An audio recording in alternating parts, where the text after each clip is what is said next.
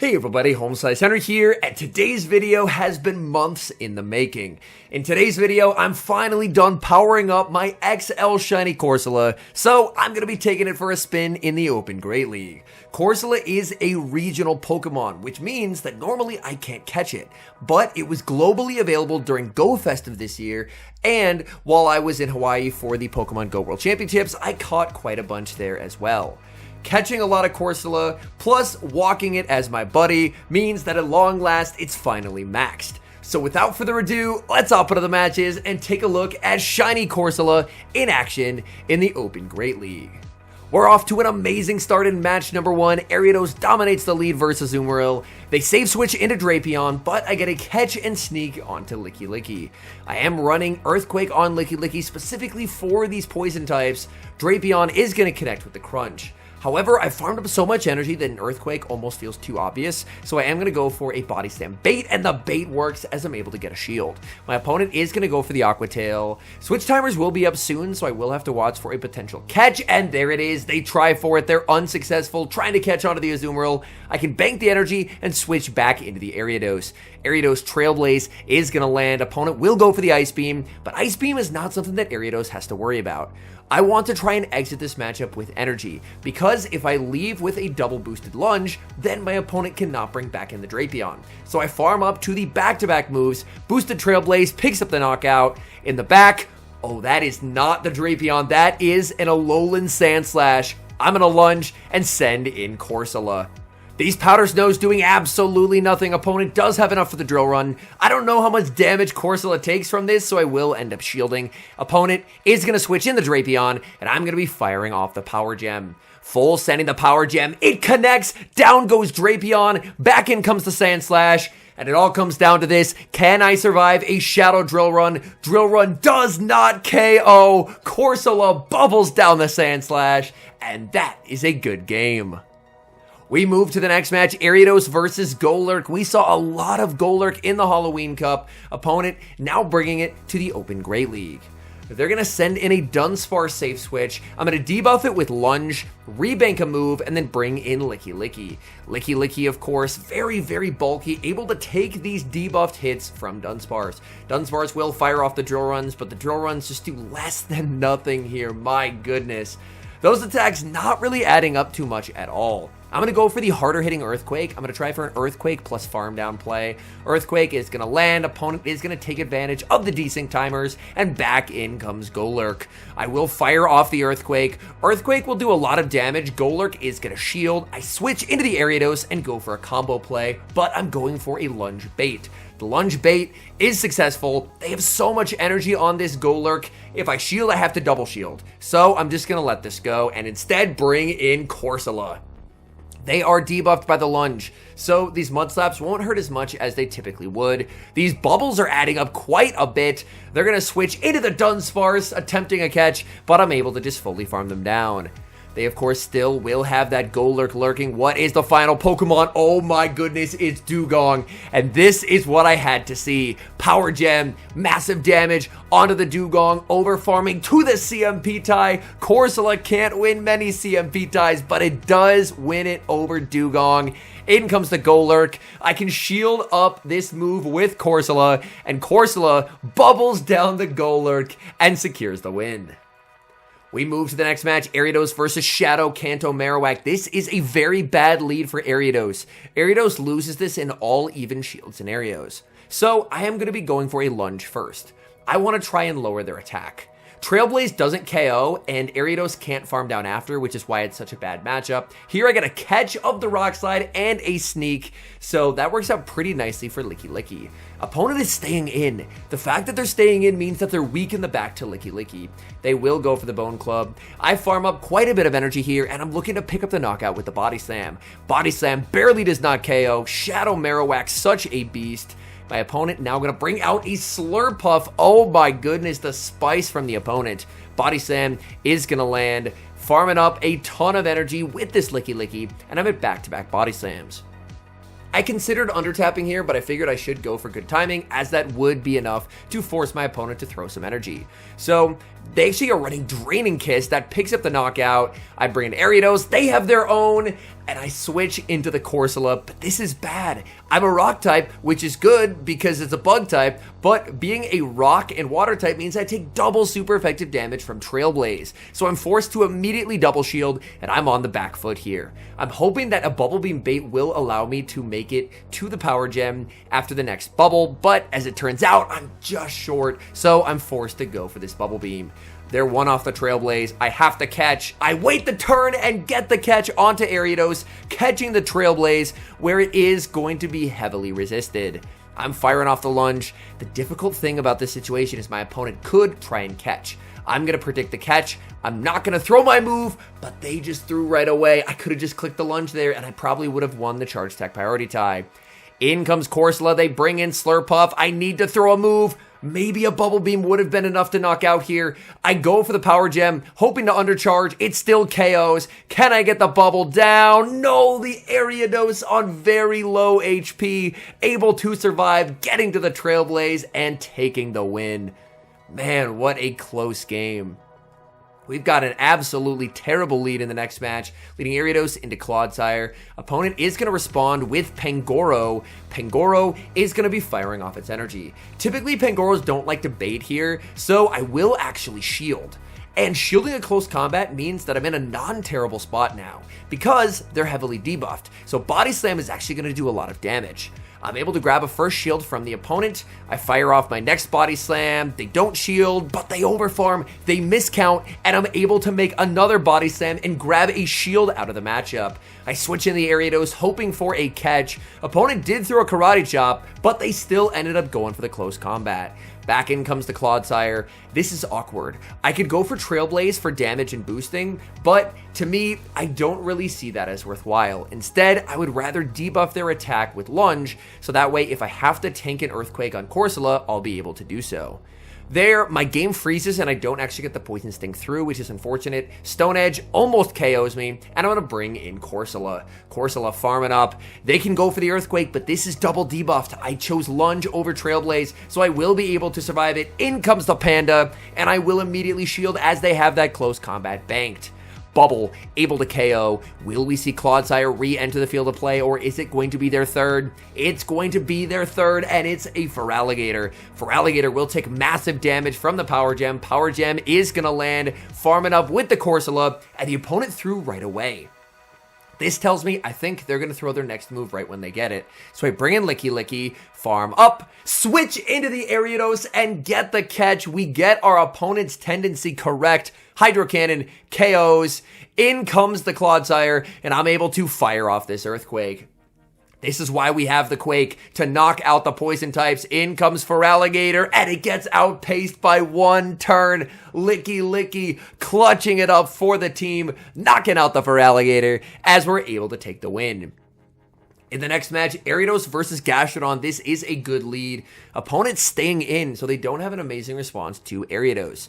They throw right away here a Body Slam. I will decide to shield because I do want to debuff them before they apply any damage, but they're just going to switch out, which is a pretty smart play there into the Drapion, and Drapion is very happy to no shield.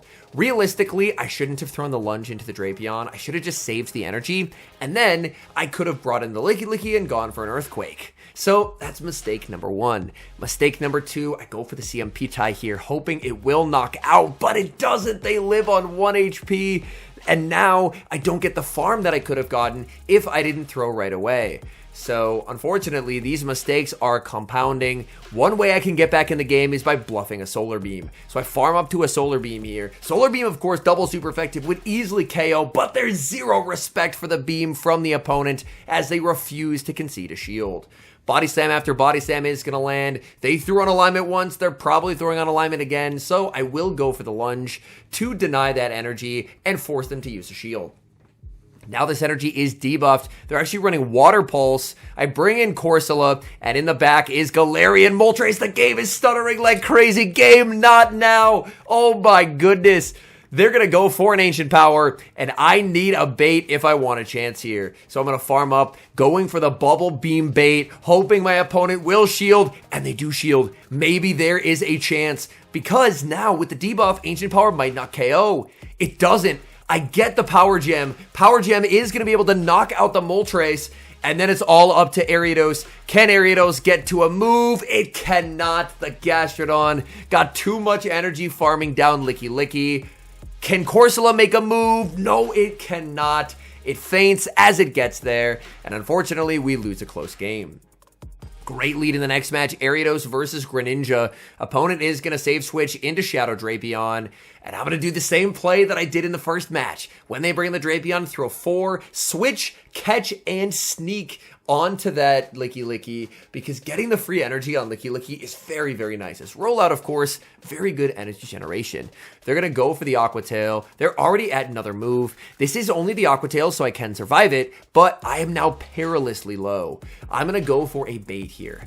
Body Slam, I'm expecting a shield. This way, at the very least, I can fire off another Body Slam. I don't have the Earthquake, and if I threw the rollout, I wouldn't have been able to survive. So my opponent has now managed to flip switch, which is unfortunate because I did quite like the lead that I had. They're going to go for Crunch on Drapion. They aggressively pivot into Ariados. Trainer, what are you doing? I have Power Gem. Farming up with the Corsola. Power Gem nearly one-shots. We switch into the Ariados at the last possible second. They go for the lunge. Opponent sees the writing on the wall and concedes the match.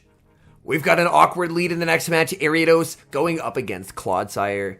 Same as last time, 1 Poison Sting and a switch out. In comes a Shadow Machamp.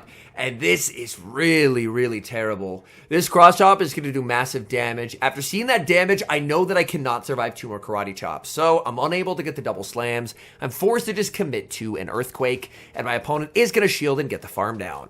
I'm going to fully wait the clock and bring in the Ariados. The hope, of course, is that this is going to be their only counter to Corsola. Although, to be fair, Clodsire with Earthquake can still do pretty okay there as well. Like, it goes without saying, Corsola is definitely a pick for fun, not a pick for climbing. I fire off the Trailblaze, overfarming as much as I can. My opponent ends up shielding, so they want shields down.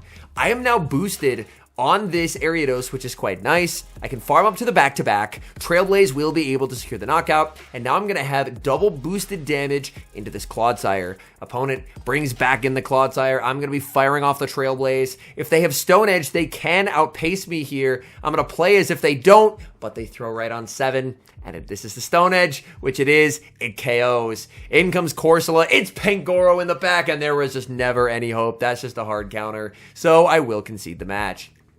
Nightmare lead in the next match. Ariados into Talonflame. Licky Licky save switch answered with Pangoro. This is absolutely terrible, but did you see that? I waited a turn to play to the CMP tie on the close combat because they have back-to-back close combats, but they don't get to throw their second one yet because I CMP tied them. I'm able to grab a shield. Opponent, they're over-farming. They're letting me get more damage here. The Body Slam, they call it an Earthquake, would have KO'd, but Pangoro with the miscount. That's the second time in this matchup today that I've had a Pangoro miscount, and that is honestly great as I get a shield advantage out of this mid-game that otherwise I shouldn't have gotten. I'm going to bring back in the Ariados. Ariados going to absorb the energy from the Pangoro and get the farm down.